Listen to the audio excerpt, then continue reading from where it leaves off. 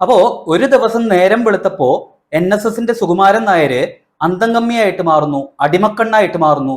പിറ്റേ ദിവസം ഹിന്ദുക്കളെ ചതിച്ച കട്ടപ്പയായിട്ട് മാറുന്നു.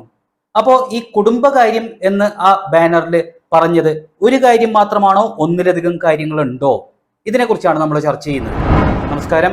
അപ്പോൾ ഈ NSSന്റെ സുകുമാരൻ നായരുടെ നിലപാട് മാറ്റം എന്ന് പറയുന്നത് ഇപ്പോൾ ചർച്ചാ വിഷയമാണല്ലോ.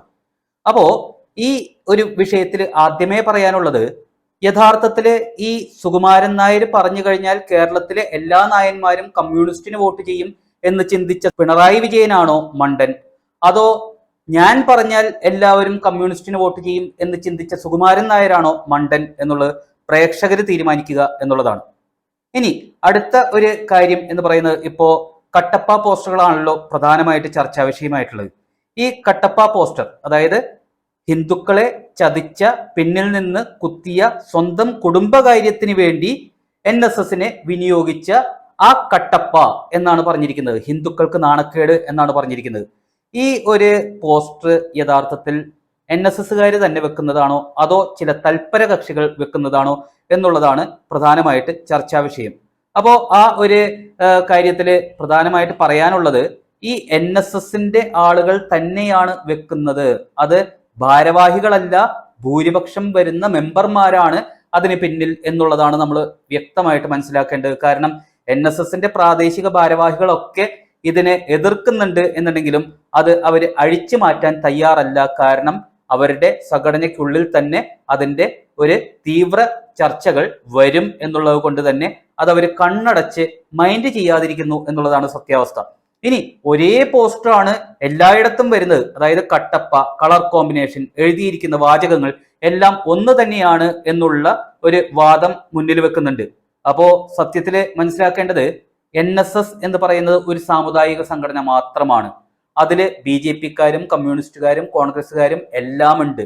പക്ഷേ ഭൂരിപക്ഷം വരുന്ന ഒരു BJP വിഭാഗം അതിനുള്ളിലുണ്ട്. ആ BJP വിഭാഗം എന്ന് പറയുന്നത് കൃത്യമായിട്ട് അവർക്ക് NSSനുള്ളിൽ തന്നെ ഒരു ഗ്രൂപ്പുമുണ്ട്.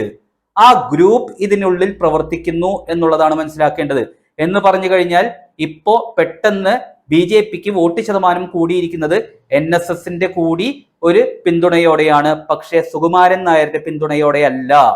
കഴിഞ്ഞ തവണ ഇലക്ഷൻ സമയത്ത് സുകുമാരൻ നായർ ആ വോട്ടിങ്ങിന്റെ ദിവസം തന്നെ പറഞ്ഞത് എന്താ?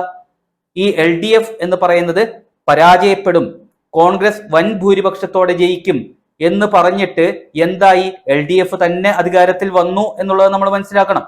അപ്പോൾ അങ്ങനെയുള്ള കാര്യങ്ങളെല്ലാം നിലനിൽക്കുമ്പോൾ തന്നെ നമ്മൾ ഈ ബാനറിൽ പറഞ്ഞിരിക്കുന്ന കുടുംബകാര്യങ്ങൾ എന്താണ് എന്നുള്ളത് ആദ്യം തന്നെ ചർച്ച ചെയ്യണം. അതിൽ ഏറ്റവും പ്രധാനപ്പെട്ട കാര്യം എന്ന് പറയുന്നത്, ഈ NSS എന്ന് പറയുന്നത് ഒരു കമ്പനി സ്ട്രക്ചറിൽ പ്രവർത്തിച്ചു കൊണ്ടിരിക്കുന്ന ഒരു സ്ഥാപനമാണ്.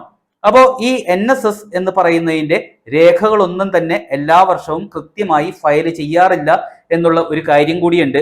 മാത്രമല്ല അതിനുള്ളിൽ ധാരാളം അഴിമതികൾ നടക്കുന്നുണ്ട്. വ്യാജമായിട്ടാണ് അതിൽ അദ്ദേഹം ആ സ്ഥാനം നിലനിർത്തിക്കൊണ്ടിരിക്കുന്നത്, അല്ലാതെ ജനാധിപത്യപരമായിട്ടുള്ള വോട്ടെടുപ്പിലൂടെ അല്ല. അങ്ങനെ NSSന്റെ മുൻ ഡയറക്ടർ ആയിരുന്ന, അതുപോലെ തന്നെ MG യൂണിവേഴ്സിറ്റിയുടെ മുൻ രജിസ്ട്രാർ ഒക്കെ ആയിരുന്ന ഒരു ഡോക്ടർ വിനോദ് എന്ന് പറയുന്ന വ്യക്തി അദ്ദേഹത്തിനെതിരെ ഒരു കേസ് കൊടുത്തിട്ടുണ്ട്. ആ കേസുമായി ബന്ധപ്പെട്ട് അദ്ദേഹത്തിനെതിരെ അറസ്റ്റ് വാറണ്ട് വരെ പുറപ്പെടുവിച്ചപ്പോൾ മേൽക്കോടതികളിൽ പോയി സ്റ്റേ വാങ്ങിയാണ് അദ്ദേഹം ഇപ്പോ പുറത്ത് ഈ ഇറങ്ങി നടക്കുന്നത് എന്നുള്ളത് തന്നെയാണ് ഒന്നാമത്തെ കാര്യം. അപ്പോൾ അത് അദ്ദേഹത്തിന്റെ കുടുംബകാര്യമാണ്.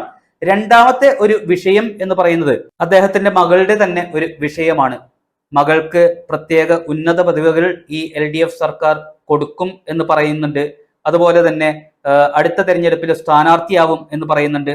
അതുപോലെ തന്നെ ഒരു ഡീംഡ് യൂണിവേഴ്സിറ്റി രൂപീകരിച്ച് ആ ഡീംഡ് യൂണിവേഴ്സിറ്റിയുടെ ആ പ്രോ വൈസ് ചാൻസലർ എന്ന് പറയുന്ന പദവി യോഗ്യതയില്ലാതെ തന്നെ നേടിയെടുക്കാനുള്ള ഒരു ശ്രമം എന്നുള്ള ഒരു ആരോപണവും നിലനിൽക്കുന്നുണ്ട്. അപ്പോ മകൾക്ക് വേണ്ടിയുള്ള ഒരു അടിയറവ് പറച്ചിൽ എന്നുകൂടി ഇതിനെ വ്യാഖ്യാനിക്കുന്നുണ്ട്, അതായത് സുകുമാരൻ നായരുടെ ഈ നിലപാട് മാറ്റത്തെ. അടുത്തതാണ് വളരെ പ്രധാനം, അതായത് ഇങ്ങനെ പ്രചരിച്ചു കൊണ്ടിരിക്കുന്നുണ്ട്, ആരോപണം മാത്രമായിട്ടാണ് അത് നടന്നുകൊണ്ടിരിക്കുന്നത്. അതിന് പ്രത്യേക തെളിവുകളൊന്നും നമുക്ക് ഹാജരാക്കാൻ പറ്റില്ല. കാരണം അതൊരു ബാങ്കുമായിട്ട് ബന്ധപ്പെട്ട കേസാണ്. ആ ബാങ്കുമായിട്ട് ബന്ധപ്പെട്ട കേസ് എന്ന് പറയുന്നത് ബാങ്ക് രേഖകൾ പുറത്തുവിടാൻ തയ്യാറായാൽ മാത്രമേ അത് പൊതുജനങ്ങൾക്ക് മനസ്സിലാവുള്ളൂ. പക്ഷെ ഒരു ക്രിമിനൽ കേസ് ഒഴിവാക്കപ്പെട്ടു. അത് ഭീഷണിയിലൂടെയാണ് ഒഴിവാക്കപ്പെട്ടിരിക്കുന്നത്.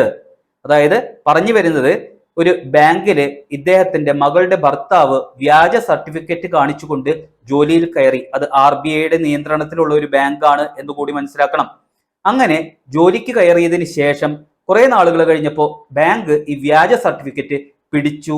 അങ്ങനെ അദ്ദേഹം വാങ്ങിയ മുഴുവൻ സാലറിയും, അതായത് ഏകദേശം 3.5 കോടിയോളം രൂപ തിരികെ നൽകണമെന്നും മാത്രമല്ല ഈ വ്യാജ സർട്ടിഫിക്കറ്റ് കാണിച്ച് ജോലിയിൽ പ്രവേശിച്ചതിന് ക്രിമിനൽ നടപടിക്രമങ്ങൾ ഫേസ് ചെയ്യേണ്ടി വരും എന്നുള്ള ഒരു അവസ്ഥയും വന്നു. ആ സമയത്ത് സുകുമാരൻ നായർ എന്ന് പറയുന്നത് LDF സർക്കാരിന്റെ കാൽക്കൽ പോയി വീണു. അതിന് ഇടനിലക്കാരനായി നിന്നത് ഗണേഷ് കുമാർ ആണ് എന്ന് പറയപ്പെടുന്നു.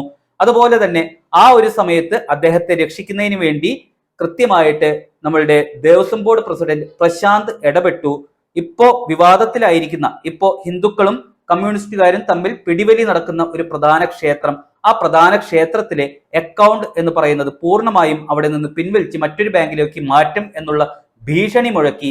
അതിലൂടെ ഈ 3.5 കോടി തിരികെ കൊടുക്കേണ്ട ആവശ്യവുമില്ല, മാത്രമല്ല ക്രിമിനൽ നടപടികൾ സ്വീകരിക്കില്ല എന്നുള്ള ഒരു തീരുമാനവും ബാങ്കിൽ നിന്നുണ്ടായി എന്നും ആരോപിക്കപ്പെടുന്നുണ്ട്. അത് പ്രചരണം മാത്രമാണ്.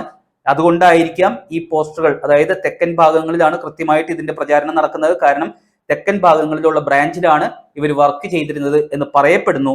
അപ്പോ ആ ഒരു പ്രശ്നം സോൾവ് ചെയ്തതിന്റെ പ്രത്യുപകാരമാണ് പെട്ടെന്ന് LDF സർക്കാർ എന്ന് പറയുന്നത് ഹിന്ദു ഭക്തരായി മാറിയത്, ഹിന്ദുക്കളുടെ സംരക്ഷകരായി മാറിയത് ഈ സുകുമാരൻ നായരുടെ മുമ്പിൽ എന്ന് പറയപ്പെടുന്നുണ്ട്. മാത്രമല്ല ഇതിലൊരു കാര്യം കൂടിയുണ്ട്, അതായത് ഈ ബാങ്കിൽ നിന്ന് ഈ പറഞ്ഞ വ്യക്തി രാജിവെക്കുകയാണ് ഉണ്ടായിരിക്കുന്നത്. അപ്പോ അതില് കുറച്ചൊക്കെ വാസ്തവമുണ്ട് എന്ന് തന്നെ നമ്മൾ മനസ്സിലാക്കേണ്ടി വരും. പക്ഷെ ആരോപണമാണ്, അത് ജനങ്ങൾ അന്വേഷിച്ച് കണ്ടെത്തേണ്ടതാണ്. കാരണം സർക്കാർ സംവിധാനങ്ങളും ഈ ബാങ്കും ഇത് വെളിപ്പെടുത്താനുള്ള യാതൊരു സാധ്യതയുമില്ല.